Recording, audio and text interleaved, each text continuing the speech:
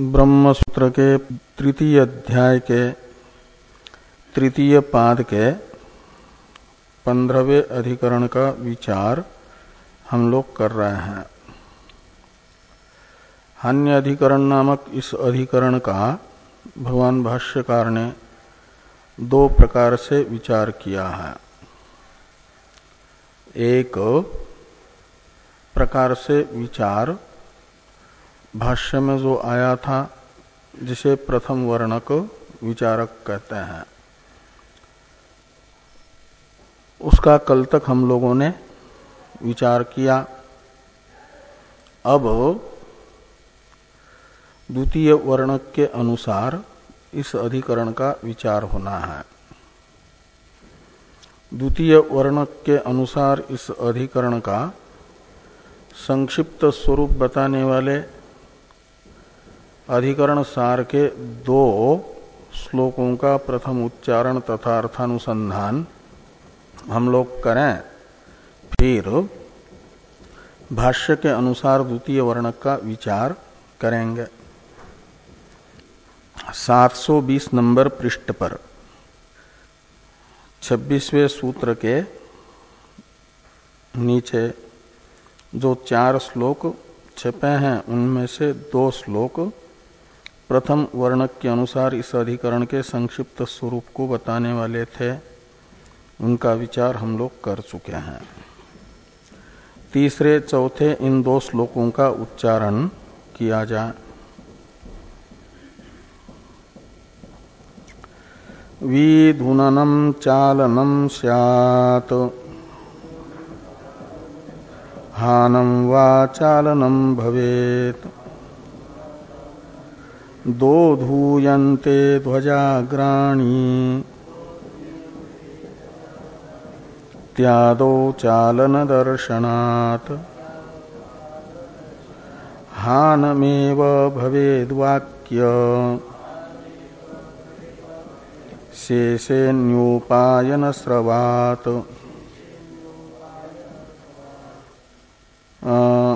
कर्त्रा न ह्य परित्यक्त मन्यः स्वीकर्तुमर्हति।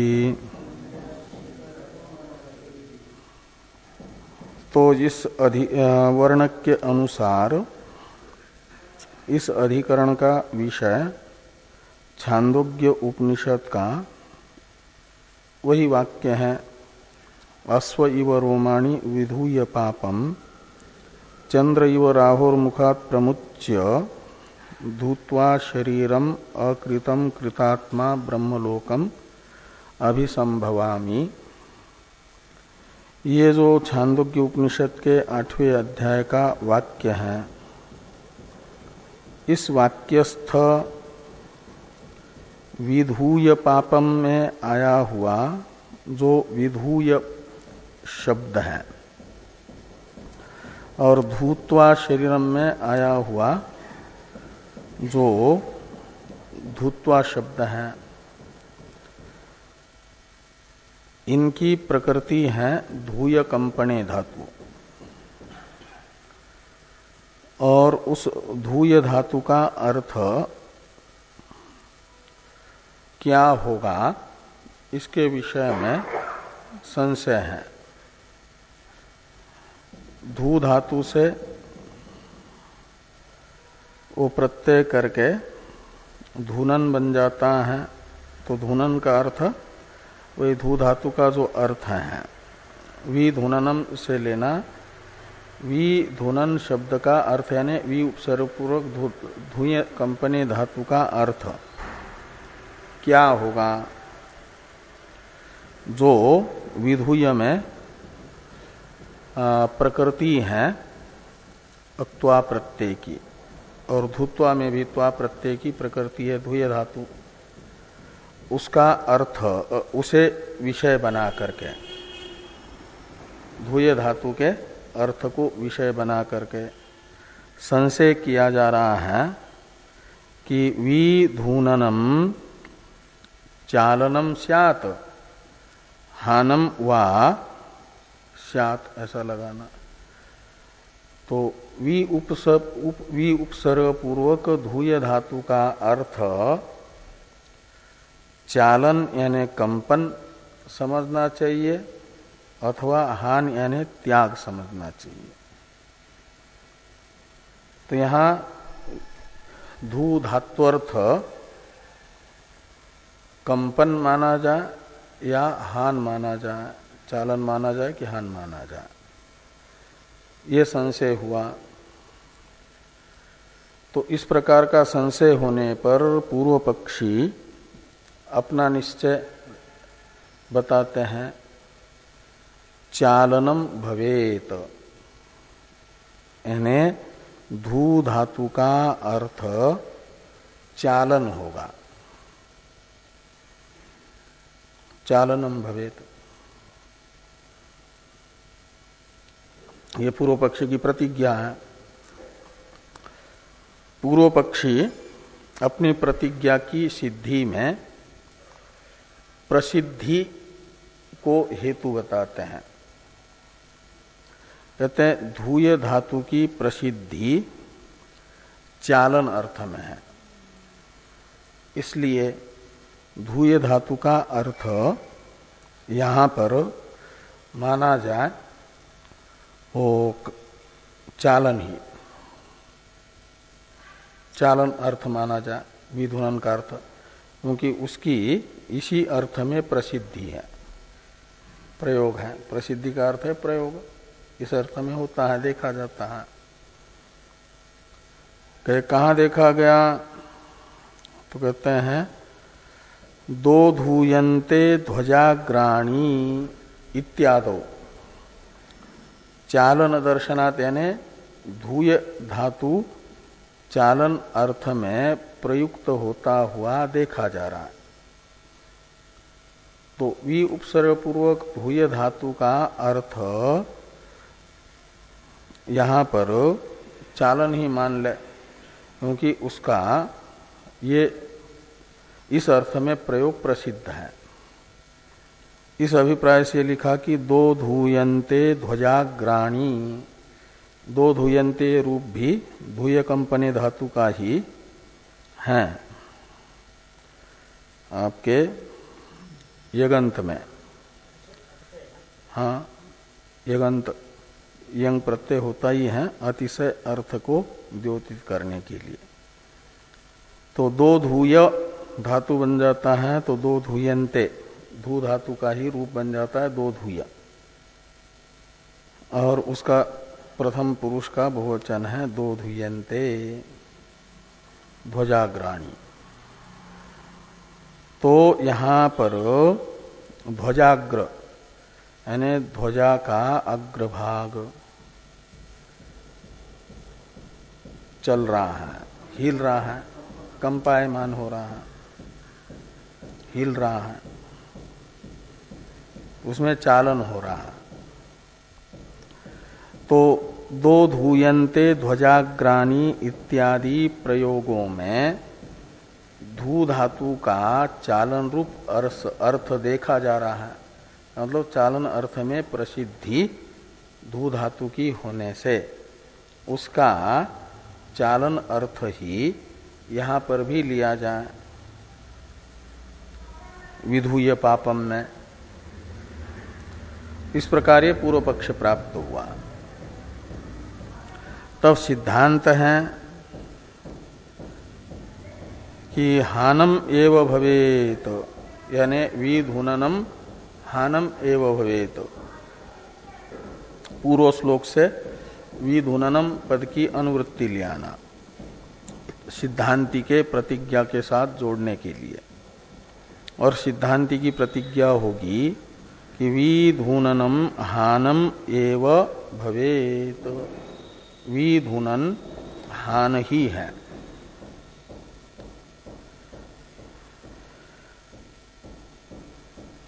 तो कहा ऐसे क्यों?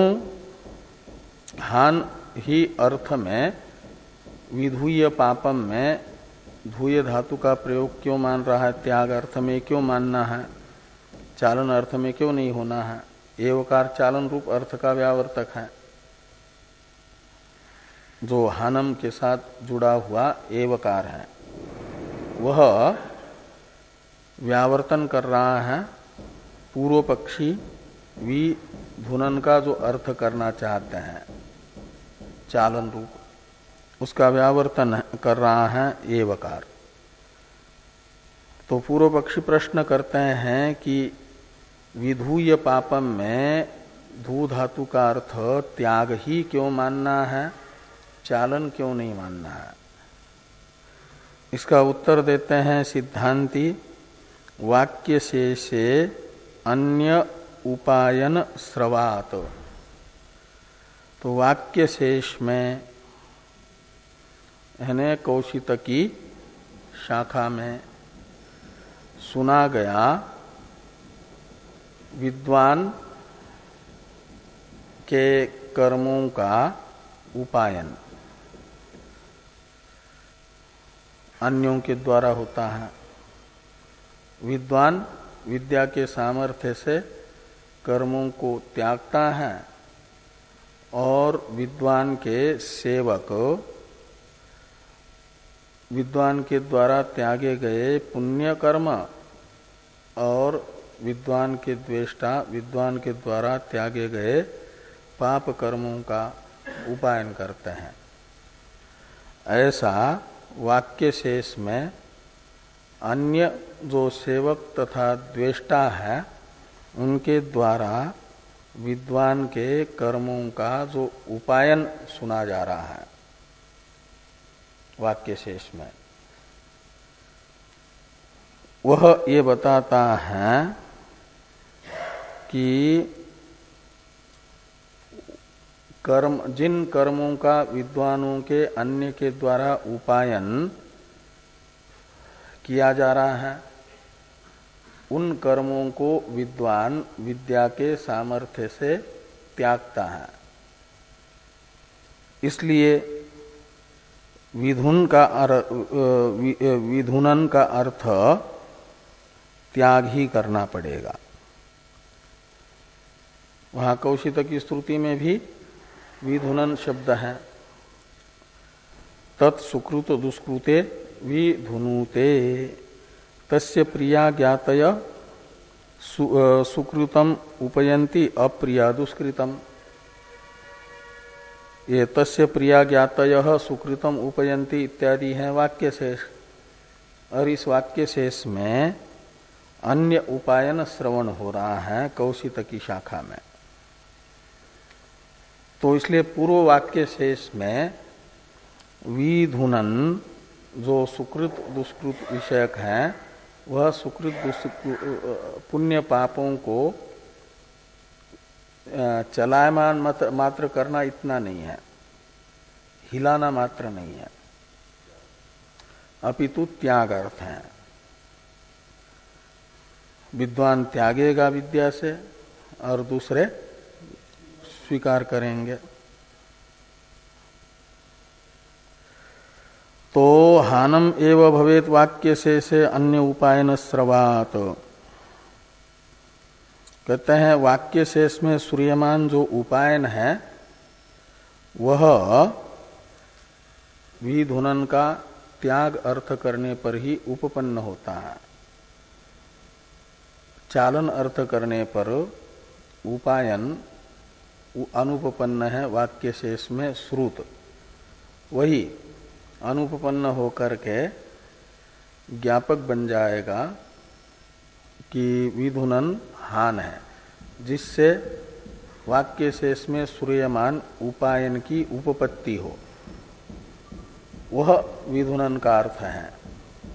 तो विधुनन का अर्थ हान करने पर वाक्य शेष में श्रूयमान उपायन उपपन्न होता है, और चालन अर्थ करने पर वाक्य शेष में श्रूयमान उपायन अनुपपन्न रहता है।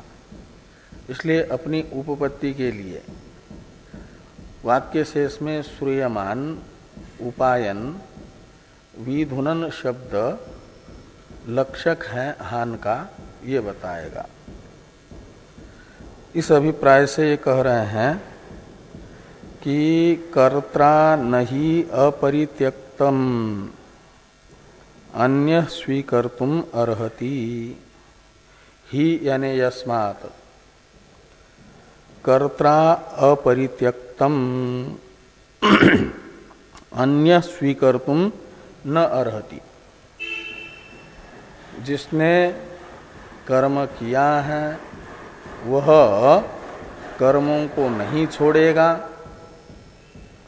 तो उसके सेवक और द्वेष्टा उसके पुण्य और पापों को ले नहीं पाएंगे। अन्य के द्वारा उपायन सिद्ध करने के लिए जिसके कर्मों का अन्य उपायन कर रहे हैं उसे छोड़ना पड़ेगा उन कर्मों को, जिन कर्मों का अन्यों से उपायन करना है उन कर्मों को। तो इस प्रकार ये द्वितीय वर्णक में पूर्व पक्ष रहेगा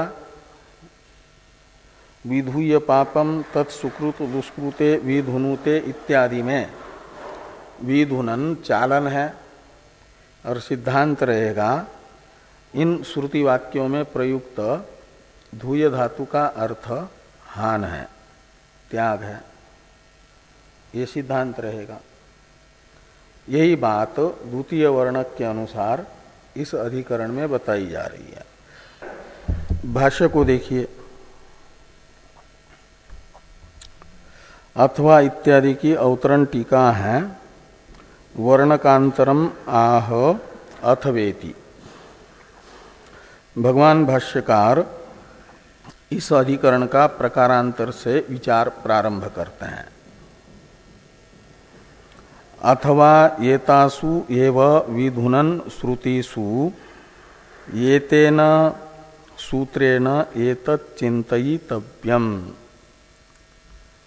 तो क्या अथवा ये शब्द वर्णकांतर का वैलक्षण्य पूर्व वर्णक में बता रहा है। पूर्व वर्णक की अपेक्षा यह वर्णक दूसरा वर्णक विलक्षण है। यह विधुनन शब्द के अर्थ पर विचार करता है द्वितीय वर्णक। इसलिए कहते हैं एतासु एव विधुनन श्रुतिषु। ये जो विधुनन विषयक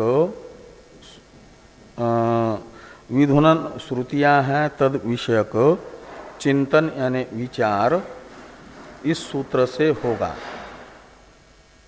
यानी यह एक सूत्रात्मक अधिकरण इन श्रुतियों में प्रयुक्त विधुनन पदार्थ विषयक विचारात्मक है। ये यहाँ पर कहा गया कि एतासु एव विधुनन श्रुतिषु एतेन सूत्रेण एतत् चिन्तयितव्यम्। इसमें एतत् शब्द से लेना विधुनन शब्दार्थ विषयक विचार।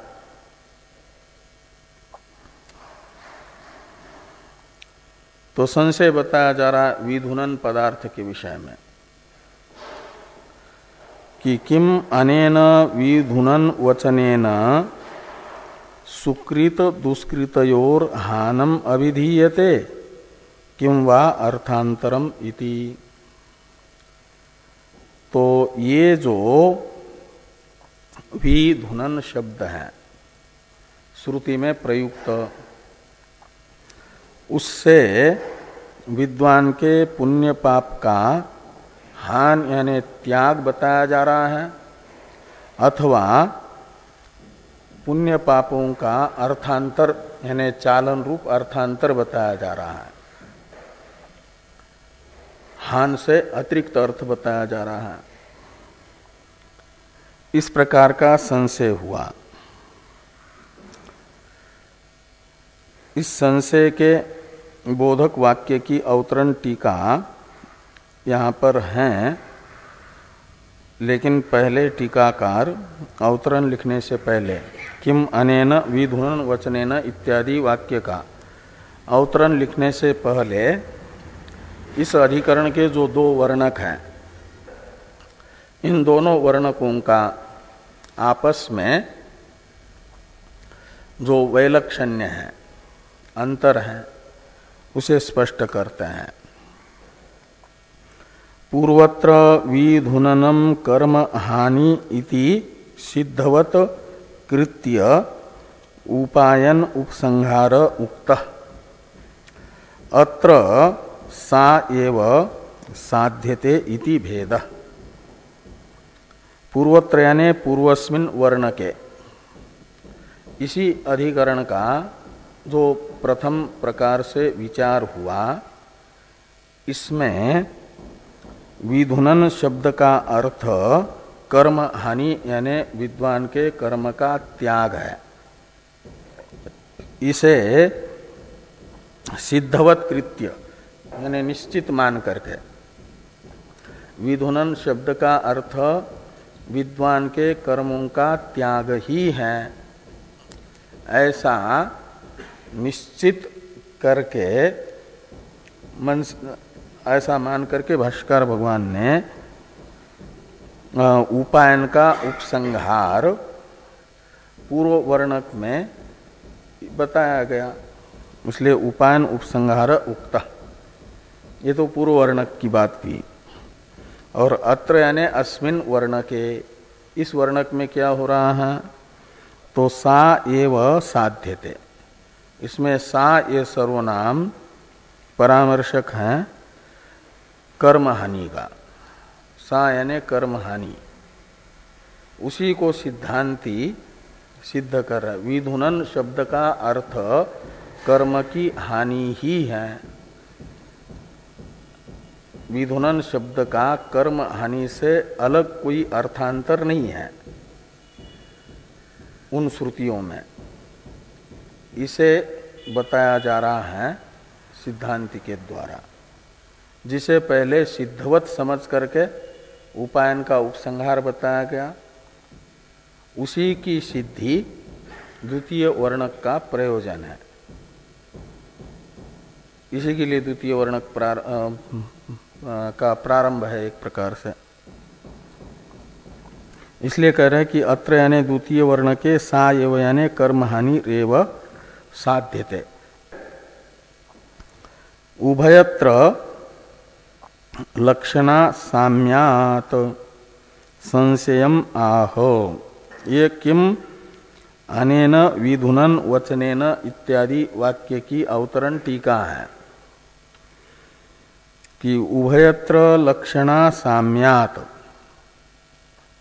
इसमें उभयत्र शब्द से चालन और कर्महान, ये जो दो अर्थ हैं आपके विधुनन शब्द के, ये दोनों भी विधुनन शब्द के मुख्यार्थ नहीं है, लक्ष्यार्थ है।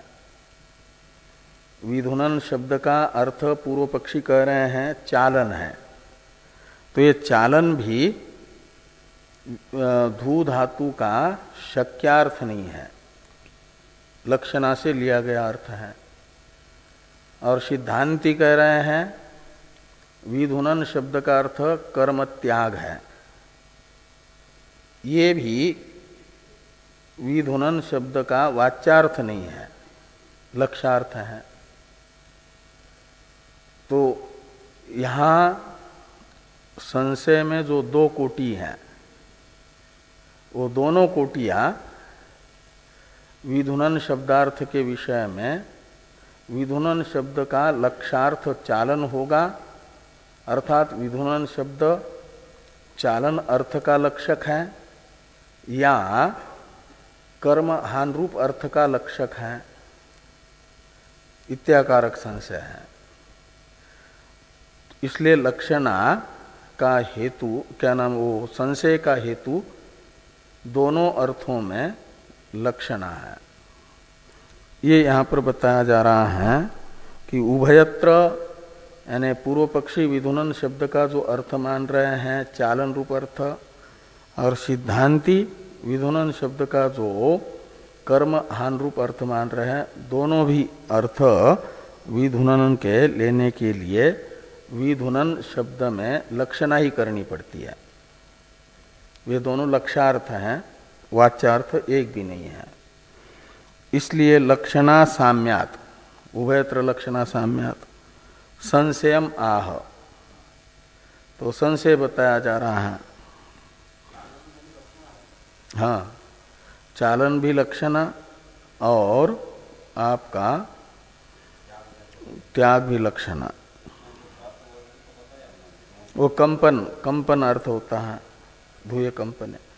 और कंपन होता है द्रव्य में, मूर्त पदार्थ में, और ये जो कर्म है अमूर्त है, उसमें कंपन यानी चालन संभव नहीं होगा। इसलिए जो है वो लेना पड़ता है लक्ष्यार्थ, वहां बताना पड़ता है चालन का थोड़ा स्वरूप, वो टीका में आएगा। इस प्रकार का गौण चालन है करके। तो संशय बता रहे हैं, किम अनेन विधुनन वचनेन सुकृत दुष्कृतयोर हानम अभिधीयते किम वा अर्थांतरम इति। तत्र च एवं प्रापयितव्यम न हानम विधुननम अभिधीयते। कहते हैं तत्र च एवं प्रापयितव्यम। इसमें तत्र शब्द का अर्थ है तस्मिन् संशये सति। इस प्रकार का संशय उपस्थित होने पर एवं प्रापयितव्यम यानी ऐसा निश्चय कर लेना चाहिए। पूर्व पक्षी कहते हैं कैसा निश्चय होगा कि यहाँ विधुनन शब्द का अर्थ हान नहीं है, अपितु अर्थांतर है।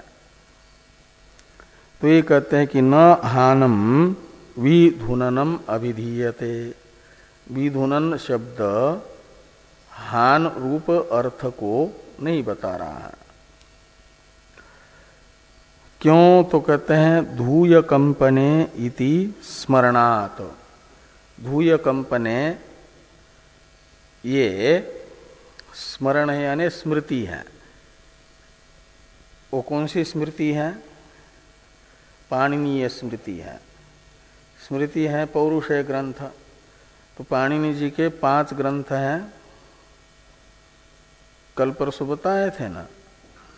कौन से 5 ग्रंथ हैं?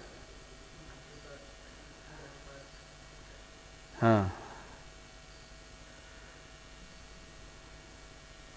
अष्टाध्यायी, शिक्षा, गणपाठ, धातुपाठ, लिंगानुशासन, ये 5 ग्रंथ हैं पाणिनि जी के।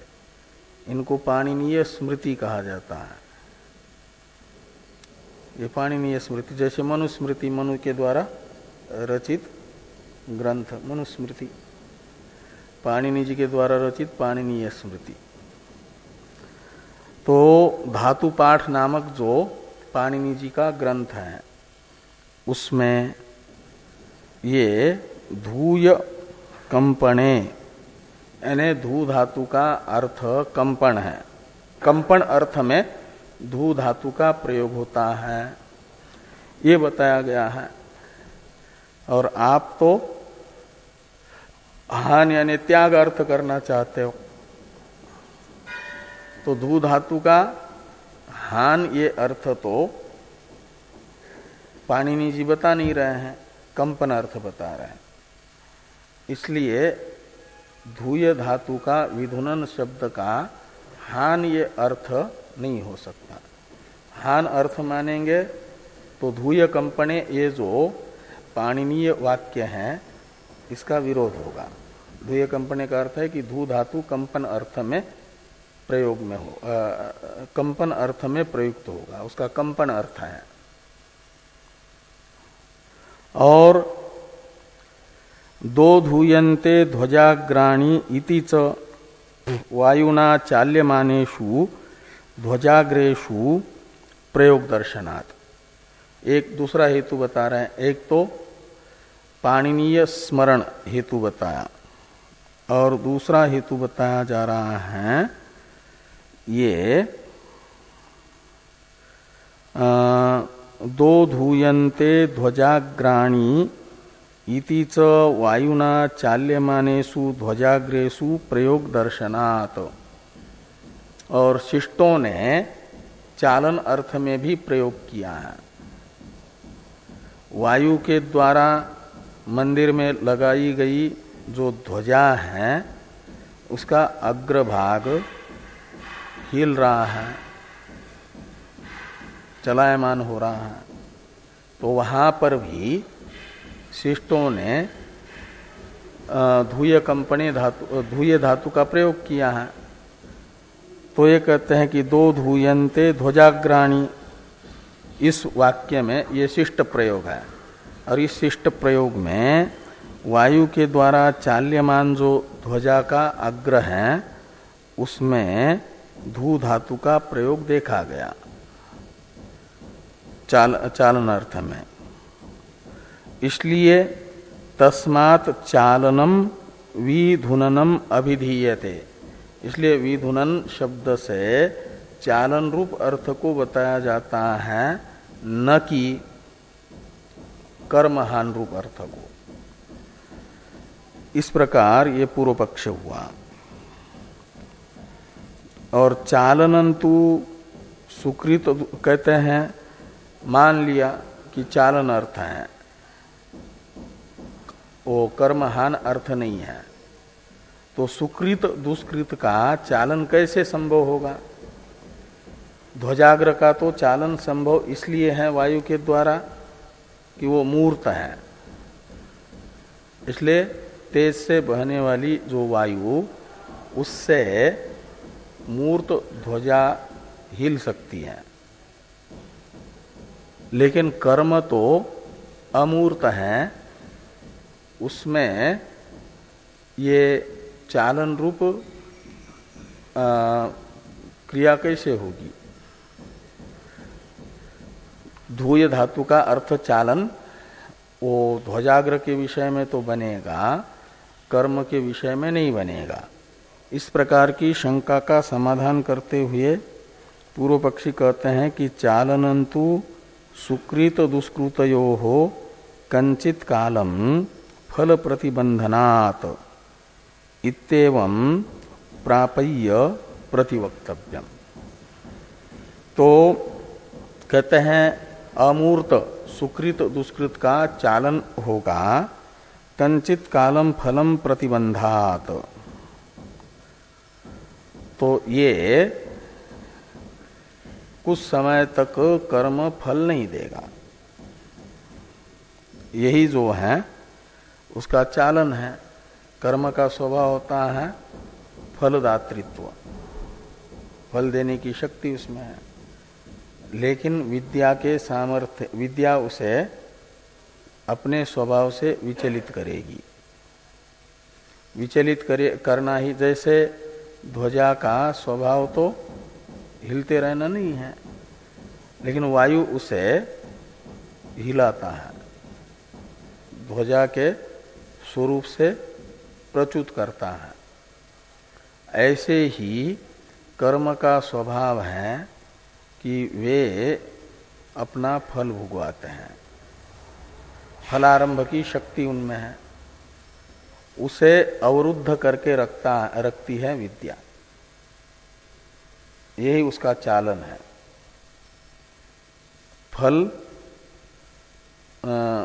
फलाभिमुख न होने देना कर्म को। ऐसा पूर्व पक्षी कह रहे हैं। हाँ, तो उनके अनुसार तो स्वर्ग ही है ना, तो फिर हाँ, तो क्षीणे पुण्य फिर आ जाएंगे। तो ये जो है कंचित कालम फल प्रतिबंधात, वो कर्म का सुकृत दुष्कृत का चालन भी उपपन्न होगा, यही चालन है। इत्येवं प्रापय्य, यानी इस प्रकार पूर्व पक्ष प्राप्त करके प्रतिवक्तव्यम, इस पूर्व पक्ष का प्रतिहार करना चाहिए, परिहार करना चाहिए, प्रतिवचन करना चाहिए, यानी प्रत्याख्यान करना चाहिए। तो प्रत्याख्यान सूत्र से होगा, सिद्धांत के सूत्र से। तो यहां तक तो पूर्व पक्ष हुआ। इस पूर्व पक्ष का अभिप्राय बता रहे हैं टीकाकार, पूर्व पक्षार्थ बता रहे हैं। विधुननस्य ही फलद्वयम् अश्वरोमादिषु दृष्टम् पूर्वस्वभावात् च्युति अन्यत्र संक्रांतिश्च इति। तो कहते हैं विधुनन रूप व्यापार के दो फल देखे गए। एक वो कहाँ देखे गए तो अश्वरोमादिषु, अश्वरोमादि में विधुनन के दो फल देखे गए हैं। वो दो फल हैं पूर्व स्वभावात् प्रच्युति, हाँ च्युति यानी प्रच्युति समझ। तो पूर्व स्वभाव जो है उससे रहित हो जाना कुछ समय के लिए। हाँ तो स्थिर थी ध्वजा, वो हिल रही है, उसमें कंपन हो रहा है, तो एक पूर्व स्वभावात् प्रच्युति वो चालन हो जाएगा। और अन्यत्र संक्रांतिश्च वो होगा त्याग। तो ये विधुनन रूप व्यापार के दो फल देखे जा रहे हैं। उनमें से यहाँ संशय जो बताया गया, विधुनन वचनेन सुकृत दुष्कृतयोर हानम अभिधीयते किंवा अर्थांतरम, भाष्य में अब उसका अर्थ कर रहे हैं टीकाकार। संशय अर्थ बता रहे पहले कि तत्र संक्रांति रूप हानिर्लक्षणीया किंवा च्युति इति संशयार्थ। तो यहाँ विधुनन का संक्रांति रूप फल, संक्रांति है हानि, तो संक्रांति रूप जो हानि है वह विधुनन शब्द से लक्षित की जाएगी, विधुनन शब्द को उसका लक्षक माना जाएगा, अथवा च्युति का लक्षक माना जाएगा विधुनन शब्द को। ये तो संशय का अर्थ निकलेगा। तत्र विधुनन शब्दस्य कंपनम मुख्यार्थ इति तावत् सर्वसम्मतम। कहते विधुनन शब्द का कंपन ये मुख्यार्थ यानी वाच्यार्थ है, शक्यार्थ है, ये सर्वसम्मत है, यानी सिद्धांती पूर्व पक्षी उभय को स्वीकार्य है, मान्य है। तच्च अमूर्तयोः पुण्य पापयोर न संभवति। तो पुण्य पाप रूप अमूर्त जो पदार्थ हैं उनमें यह धूय धातु का मुख्यार्थ कंपन संभव नहीं है। इसलिए क्या होगा तो कहते हैं अतः तयोर यह स्वभाव फलदातृत्व शक्ति ततश्चालनम विद्यया प्रतिबंधात च्युति सा लक्षणीया न हानि अमूर्तयो अन्यत्र संक्रांति अयोगात अन्य सापेक्षत्वाच्च इति पूर्व पक्षार्थ। तो कहते हैं कि जब यहाँ विधुनन शब्द का मुख्यार्थ जो कंपन है वह अमूर्त पुण्य पाप का संभव नहीं है, पुण्य पाप में कंपन, तो लेना पड़ेगा फिर जो दो प्रकार का फल बताया गया उनमें से कोई न कोई एक अर्थ लक्ष्यार्थ लेना पड़ेगा। तो इन लक्ष्यार्थों में कहते हैं जो संक्रांति रूप अर्थ बताया गया है हानि, वह संभव नहीं हो पाएगा। उसे कह रहे हैं कि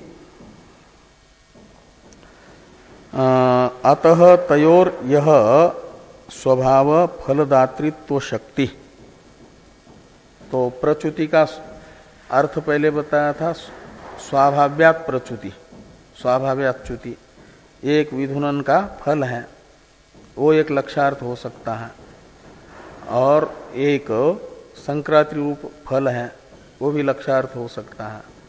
तो उनमें से पूर्व पक्षी का कथन है कि तयो यह स्वभाव, तयो यानी पुण्य पापयो, यह स्वभाव, पुण्य पाप का क्या स्वभाव है, तो फलदातृत्व शक्ति, उनमें अपना फलदातृत्व सामर्थ्य है, ये फलदातृत्व शक्ति है उनमें।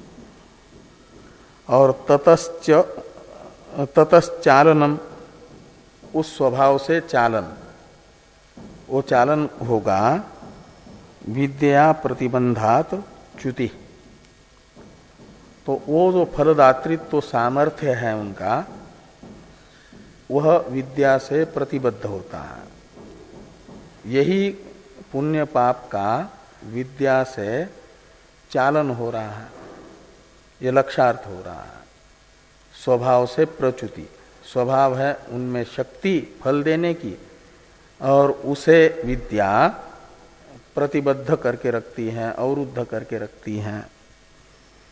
तो विद्या प्रतिबंधात च्युति, ये हुआ स्वभाव से चालन।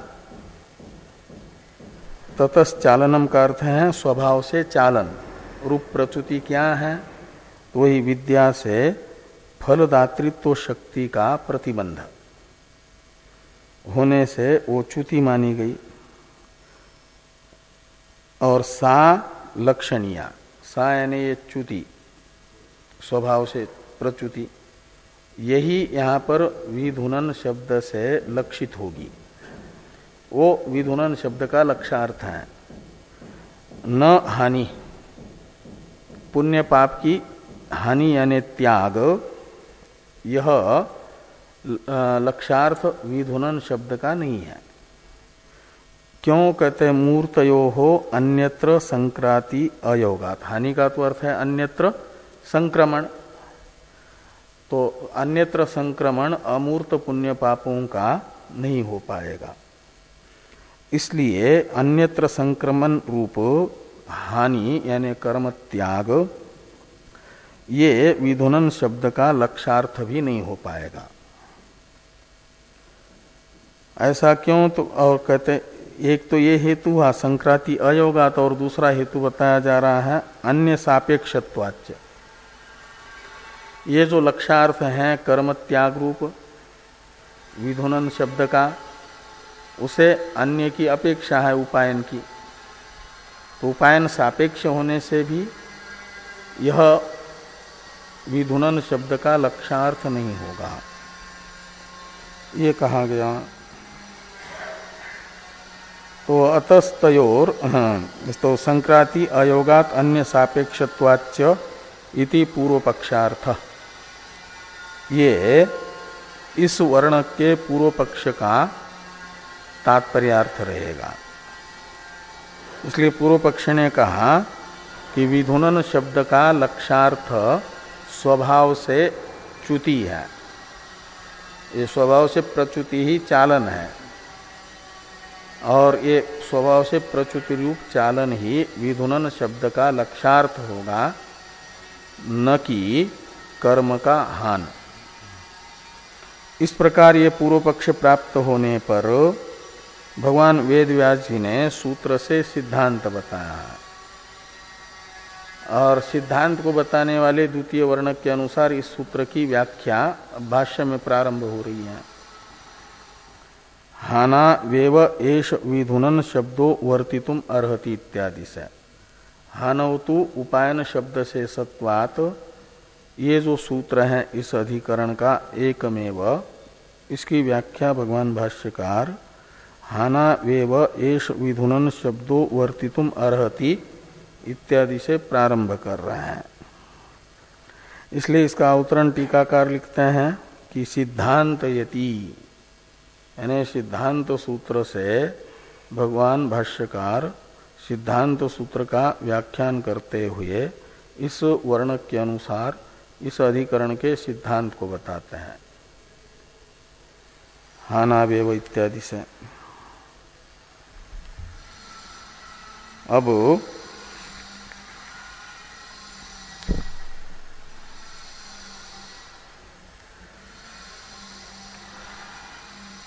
इसको आज ये पूरा भी नहीं होगा और बीच में ही छूटेगा। 5 मिनट तो है, 5 मिनट में पूरा नहीं होगा, इसलिए इसको यहीं रहने देना। ओम पूर्णमदः पूर्णमिदं